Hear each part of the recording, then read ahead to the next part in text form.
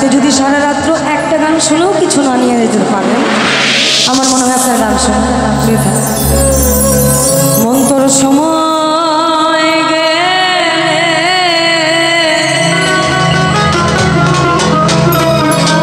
ওই না সাধ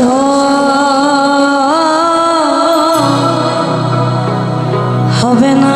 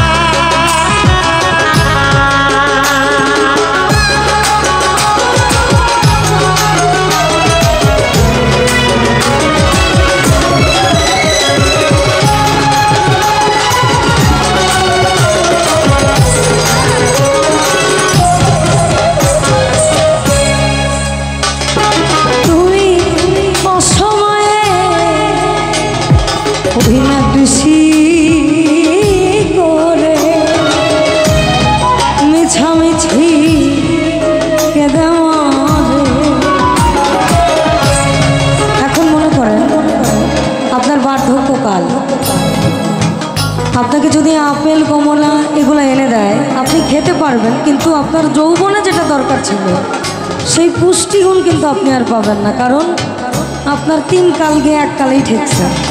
আর কিছুদিন পরে আপনি কবরের যাত্রী।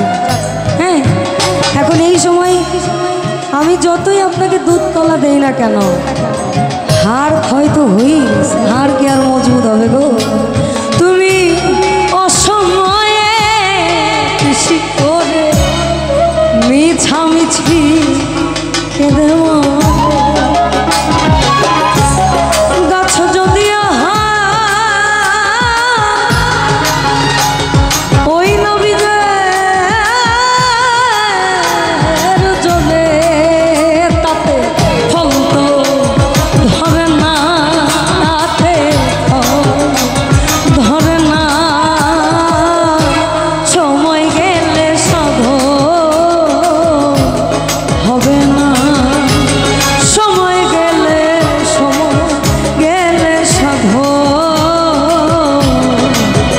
হবে না।